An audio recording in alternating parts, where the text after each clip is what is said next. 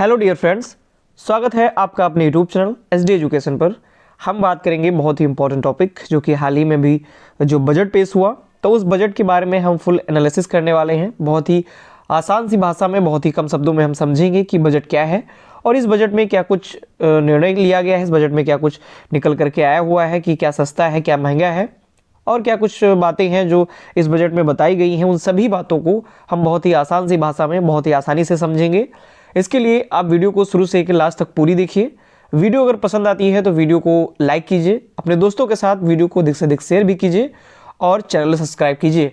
बढ़ेंगे आगे की तरफ और हम बात करेंगे बजट की। तो फुल बजट के बारे में हम बात करने वाले हैं।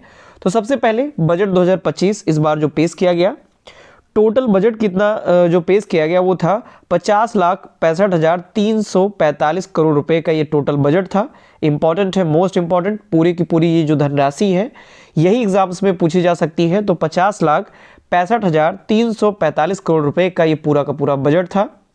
बात करें अगर तो वित्त मंत्री निर्मला सीतारमण ने 1 फरवरी को 8वीं बार देश का बजट पेश किया, यानी कि इस बार इनका ये 8वां बजट था।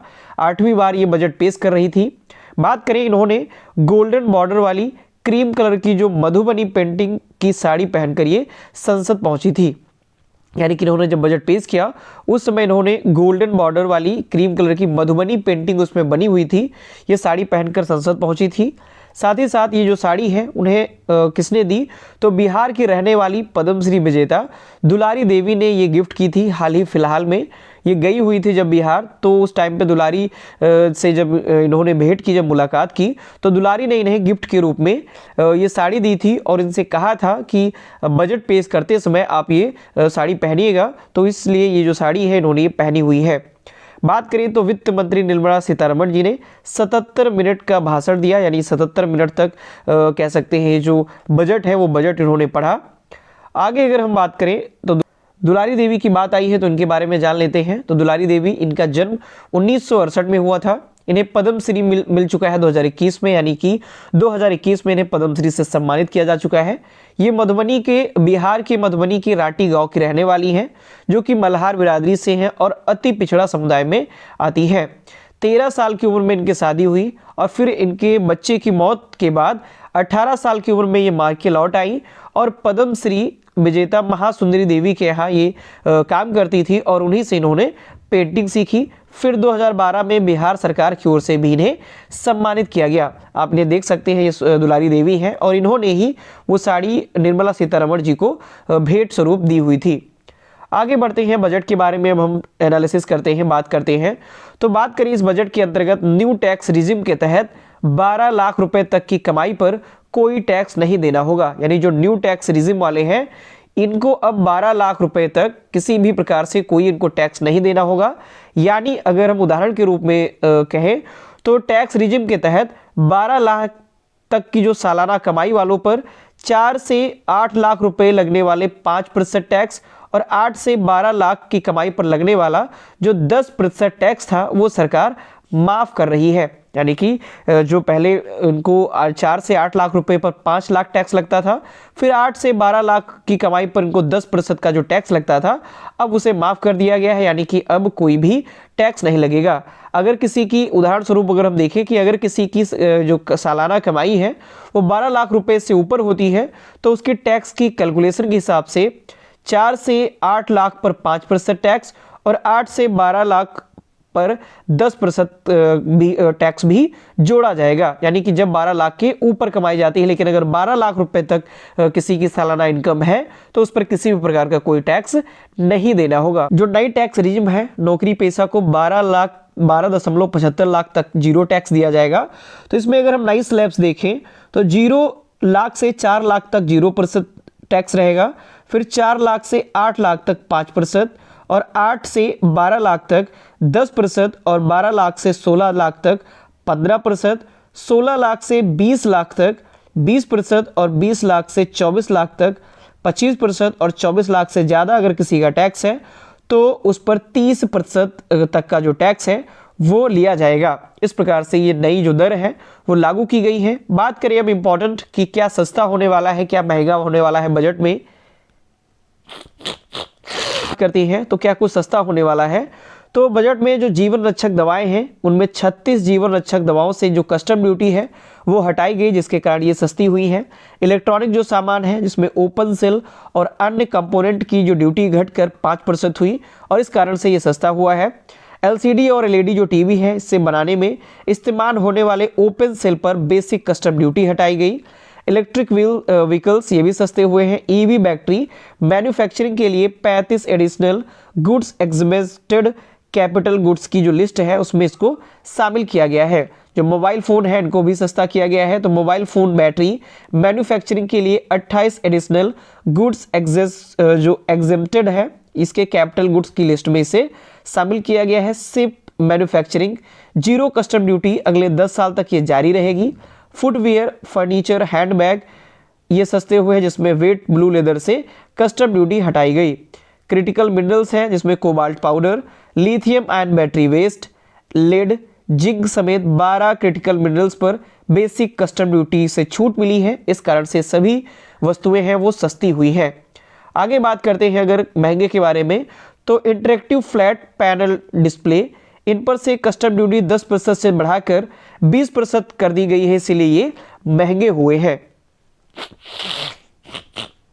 आगे अगर हम बात करें अन्य कौन से आइटम हैं जो सस्ते होंगे, जिसमें से $40,000 से ज़्यादा कीमत या 3000 सीसी से ज़्यादा की इंजन क्षमता वाली जो आयातित कारें हैं और पूरी तरफ से निर्मित यानी सीबीयू यूनिट के रूप में आयातित जो मोटरसाइकिलें हैं इनकी इंजन क्षमता 1600 सीसी से अधिक नहीं है, ये सभी सस्ते होंगी।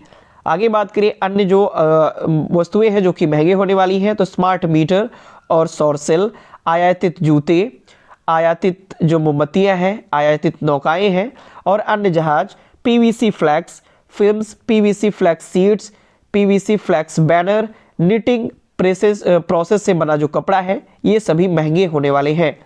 तो बात करते हैं कि अगर ओवरऑल बात किया जाए तो जो मिडिल क्लास है उसके लिए कहने को तो जो ये बजट है, इस बजट में काफ़ी सारी जो सुविधाएं हैं वो दी गई है, काफ़ी चीज़ें हैं वो सस्ती की गई हैं। हेल्थ केयर के लिए 7 घोषणाएं की गई हैं बजट 2025 में, जिसमें कैंसर समेत गंभीर बीमारियों के इलाज में इस्तेमाल होने वाली जो 36 दवाएं हैं वो सस्ती होंगी। साथ ही साथ 6 जरूरी जो जीवन रक्षक दवाओं के आयात पर केवल 5% कस्टम ड्यूटी लगेगी और हर जिले के सरकारी अस्पताल में कैंसर डे केयर सेंटर खुलेंगे और 200 सेंटर इसी साल खुलने वाले हैं। वीजा नियमों में बदलाव कर देश में मेडिकल टूरिज्म और हील इन इंडिया स्कीम शुरू की जाएगी। मेडिकल कॉलेज और अस्पतालों में अगले साल 10,000 और 5 साल में 75,000 सीटें जुड़ेंगी। जो गिग वर्कर्स हैं यानी कि जो डिलीवरी बॉयज़ हैं जैसा काम कर रहे हैं, युवाओं को जन आरोग्य योजना में जोड़ा जाएगा, यानी कि जो गिग वर्कर्स हैं, डिलीवरी बॉयज़ जो होते हैं उनको जन आरोग्य योजना से जोड़ा जाएगा और सभी प्राइमरी हेल्थ केयर सेंटर में ब्रॉडबैंड इंटरनेट कनेक्टिविटी मुहैया कराई जाएगी। तो इस प्रकार से 7 जो घोषणाएं हैं वो हेल्थ केयर के लिए की गई हैं। आगे बात करें बजट 2025 में, कैंसर की 3 दवाओं पर कस्टम ड्यूटी 0 कर दी गई, जिसमें से ट्रेस्टोजिरोमब डेरुक्सटेटम जो ये है दवाई टेबलेट है, साथ ही साथ ओसीमेटिनिब और डूरवैल्वुलम जो ये कैंसर की दवाइयाँ हैं, प्रोनाउंसिएशन थोड़ा गलत हो सकता है, आप इसको ध्यान से देखिए। और ये जो 3 दवाएं हैं, इन तीनों दवाओं पर जो कस्टम ड्यूटी है इसको 0 कर दी गई है। आगे बढ़ते हैं शिक्षा के रोजगार। शिक्षा रोजगार के लिए जो बजट में 10 घोषणाएं की गई उसमें क्या कुछ है, तो शिक्षा के लिए विदेश में पढ़ रहे बच्चों को पेरेंट्स 10 लाख तक बिना टैक्स के भेज सकेंगे, यानी 10 लाख रुपए जो होगा वो बिना टैक्स के भेज सकेंगे। पीएम रिसर्च फेलोशिप स्कीम के तहत IIT IISc में 10,000 फेलोशिप दी जाएगी। इसी साल मेडिकल की 10,000 सीटें बढ़ेंगी और 5 साल में 75,000 सीटें बढ़ेंगी। भारतीय भाषा पुस्तक स्कीम से स्कूल और किताबों में डिजिटल किताबें मिलेंगी। बिहार में national institute for technology entrepreneurship and management खुलेगा। 5 साल में सरकारी स्कूलों में 50,000 अटल टिंकरिंग लैब बनेगी। 23 IITs और 65,000 सीटें बढ़ेंगी। IIT पटना का हॉस्टल और इंफ्रास्ट्रक्चर सुधरेगा। भारत नेट प्रोजेक्ट के तहत सरकारी स्कूलों में इंटरनेट कनेक्टिविटी मिलेगी। यानी कि जो घोषणाएं हैं ये शिक्षा रोजगार के अंतर्गत की गई हैं। स्किलिंग के लिए क्या कुछ है, तो 5,000 करोड़ रुपए के बजट से 3 centre of excellence in AI for education बनेंगे और ग्लोबल कोलैब के साथ नेशनल सेंटर फॉर स्किलिंग के तहत 5 नए सेंटर बनाए जाएंगे। आगे बात करते हैं कि आम जनता के लिए क्या कुछ किया गया है। तो किसान के लिए बजट में क्या है, तो धन धान योजना की शुरुआत होगी। इसके तहत 100 जिलों को कवर किया जाएगा जहां उत्पादन कम है, यानी 100 ऐसे जिले जहां पर उत्पादन कम है उनको चुना जाएगा, उन जिलों को, और वहां पर धन धान्य जो योजना है इसको शुरुआत की जाएगी। और बात करें तो किसान क्रेडिट कार्ड की जो लिमिट है वो बढ़ा करके 5 लाख रुपए करने का ऐलान किया गया। अभी तक जो कार्ड की मैक्सिमम लिमिट थी वो 3 लाख रुपए तक थी, अब इसको 3 लाख से बढ़ा करके 5 लाख कर दिया जाएगा। यानी केसीसी जो होता है किसान क्रेडिट कार्ड, इसकी ये जो कह सकते हैं जो लिमिट है वो बढ़ाई गई है। दालों के उत्पादन में आत्मनिर्भरता के लिए 6 साल का एक मिशन शुरू किया जाएगा। साथ ही साथ मखाना बोर्ड का ऐलान किया गया है और बिहार के किसानों को मखाना की खेती में मदद मिलेगी। आगे बढ़ते हैं, कारोबार के लिए क्या कुछ बात की गई है बजट में। तो एमएसएमई के लिए क्रेडिट गारंटी कवर को 5 करोड़ से बढ़ाकर 10 करोड़ किया जाएगा। रजिस्टर्ड माइक्रो एंटरप्राइजेस के लिए 5 लाख की लिमिट का नया क्रेडिट कार्ड बनेगा। साथ ही साथ खिलौना मैन्युफैक्चरिंग के लिए मेक इन इंडिया के तहत योजना शुरू की जाएगी। स्ट्रीट वेंडर्स के लिए पीएम स्वनिधि स्कीम की लोन समिट बढ़ाकर 30,000 रुपए होगी। आगे अगर हम बात करें एजुकेशन के लिए क्या कुछ बातें बताई गई हैं बजट में, तो एजुकेशन के लिए सभी सरकारी सेकेंडरी स्कूलों को ब्रॉडबैंड कनेक्टिविटी से जोड़ा जाएगा। 500 करोड़ की लागत से एआई एजुकेशन से जुड़े एक्सीलेंस सेंटर स्थापित किए जाएंगे। मेडिकल कॉलेज में 5 साल में 75,000 सीटें जोड़ी जाएंगी। अगले साल तक 10,000 सीटें जोड़े जाने की बात की जा रही है। साल 2014 के बाद बनी 6 आईआईटी में से 5 में सीटें दोगुनी होंगी और 6500 नए स्टूडेंट्स को एडमिशन प्रदान किया जाएगा। आगे बात करें टूरिज्म और कनेक्टिविटी, क्योंकि टूरिज्म जो होता है किसी भी देश के लिए काफ़ी ज़्यादा आर्थिक मददगार साबित होता है, क्योंकि काफ़ी ज़्यादा जो रेवेन्यू है यानी कि जो फॉरेन इन्वेस्टमेंट है वो टूरिज्म के द्वारा, यानी कि टूरिज्म जो होता है जो विदेशी से यहाँ लोग घूमने आते हैं उसके द्वारा कई सारा जो कह सकते हैं टूरिज्म, तो उसके लिए टूरिज्म और कनेक्टिविटी के लिए बजट में क्या कुछ बताया गया है। तो उड़ान स्कीम के जरिए अगले 10 साल में 120 नए शहरों को जोड़ने की योजना है। जो उड़ान जो स्कीम बनाई गई है तो उस उड़ान स्कीम के जरिए 10 साल में 120 शहर उससे जोड़े जाएंगे। बिहार में ग्रीन फील्ड एयरपोर्ट प्रोजेक्ट शुरू करने की योजना का ऐलान किया गया है। राज्यों के साथ पार्टनरशिप में 50 टॉप टूरिस्ट डेस्टिनेशंस डेवलप होंगे। साथ ही साथ हील इन इंडिया स्कीम के जरिए मेडिकल टूरिज्म को बढ़ावा दिया जाएगा। आगे बात करें तो हेल्थ के लिए क्या कुछ बातें बताई गई हैं बजट में।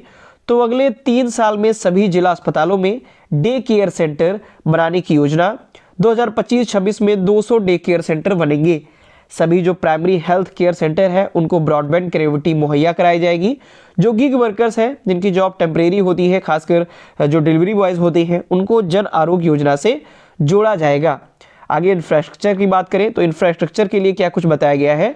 तो इंफ्रास्ट्रक्चर डेवलपमेंट के लिए राज्य सरकारों को 1.5 लाख जो करोड़ रुपए हैं ये मिलेंगे और ये 50 साल के लिए इंटरेस्ट फ्री लोन होगा।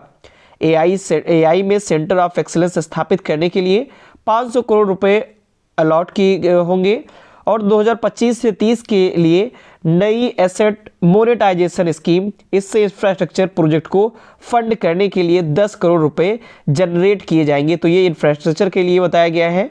आगे अगर बात करें महिलाओं के लिए बजट में क्या कुछ बातें निकल करके आई हैं, तो 5 लाख महिलाओं और SC/ST उद्यमियों के लिए नई योजना शुरू करने की घोषणा की गई। इसके तहत सस्ता बिजनेस लोन भी दिया जाएगा। फर्स्ट टाइम एंटरप्रेन्योर यानी पहली बार के उद्यमियों के लिए 5 साल में 2 करोड़ रुपए का टर्म लोन मिलेगा और जो सक्षम आंगनबाड़ी एवं पोषण 2.0 स्कीम के तहत 8 करोड़ बच्चियों और 1 करोड़ जो प्रेग्नेंट और स्तनपान कराने वाली महिलाएं हैं इनको न्यूट्रिशनल सपोर्ट दिया जाएगा। आगे बढ़ते हैं न्यूक्लियर मिशन के तहत के लिए बजट में क्या बताया गया है। तो 2047 तक 100 GW न्यूक्लियर एनर्जी डेवलप करने के लिए मिशन शुरू करने की घोषणा है।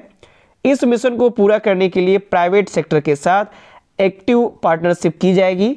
साथ ही साथ छोटे मॉड्यूलर रिएक्टरों के रिसर्च और डेवलपमेंट के लिए न्यूक्लियर एनर्जी मिशन की जो घोषणा है वो की जाएगी। 2033 तक कम से कम 5 स्वदेशी रूप से विकसित छोटे मॉड्यूलर जो रिएक्टर हैं इनको चालू किया जाएगा। तो ये कुछ जो घोषणाएं हैं जो कि आम जनता के लिए थी, साथ ही साथ कुछ कह सकते हैं जो उद्यमी होते हैं उनके लिए, और कुछ बिजनेस के लिए जो घोषणाएं हैं बजट में वो की गई, उनके बारे में हमने बात की। 10 जो पॉइंट निकल करके आए। आगे बात करते हैं बिहार के लिए क्या कुछ खास बताया गया, क्योंकि बजट में 9 बार बजट जो पढ़ा गया उसमें 9 बार तक बिहार का जिक्र रहा, 9 बार बिहार सब बोला गया। तो बिहार के लिए क्या कुछ खास निकल करके आया है, इंपॉर्टेंट है क्योंकि बिहार चर्चे में रहता है। तो बिहार के लिए क्या कुछ खास बताया गया है बजट में।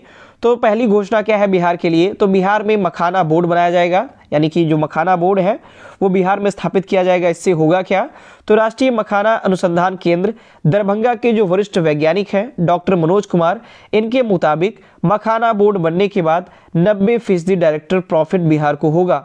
यानी कि जो बिहार में मखाना सबसे ज़्यादा होता है तो इसके लिए वहाँ पर मखाना बोर्ड स्थापित किया जाएगा। यानी 100 रुपये के प्रॉफिट में 90 रुपये बिहार को मिलेंगे। अभी मखाने को लेकर कोई तय नीति न होने के चलते मुनाफा बढ़ जाता था और किसानों के बजाय कारोबारियों के जेब में ये सब पैसा जाता था, लेकिन अब वहाँ पर जब मखाना बोर्ड स्थापित किया जाएगा इससे किसानों को और ज़्यादा लाभ होगा। आगे बढ़ते हैं, बात करें तो बिहार के 10 जिलों में मखाना उत्पादन होता है, जिसमें से सीतामढ़ी, मधुबनी, दरभंगा, सुपौल, सहरसा, मधेपुरा, अररिया, पूर्णिया, कटिहार और किशनगंज, ये 10 ऐसे जिले हैं जहां पर मखाना अधिक उत्पादन किया जाता है। आगे अगर हम बात करें सेकंड घोषणा क्या कुछ रही, तो national institute of food technology की स्थापना की जाएगी। इसका मकसद है पूर्वी भारत के 4 राज्यों जिसमें बिहार, पश्चिम बंगाल, झारखंड और उड़ीसा में बिजनेस कनेक्टिविटी एक्टिविटी बढ़ाना है। इन राज्यों में फूड प्रोसेसिंग यूनिट स्थापित की जाएगी। इससे रिसर्च के साथ ही किसानों को नई तकनीकी के बारे में पता चलेगा, युवाओं को स्किल्ड किया जाएगा। किसान जब टेक्नोलॉजी से अवेयर रहेंगे तो उन्हें फसली की सही कीमत भी मिल पाएगी। इसके लिए national institute of food technology की स्थापना बिहार में की जाएगी, ऐसा बजट में घोषणा की गई है। आगे अगर हम बात करें तीसरी क्या घोषणा है, तो तीसरी घोषणा है आईआईटी पटना का विस्तार होगा। यानी कि जो आईआईटी पटना है, एकमात्र आईआईटी पटना बिहार में स्थित है और इसका विस्तार होगा, जबकि यहाँ युवा आबादी करीब 50% है।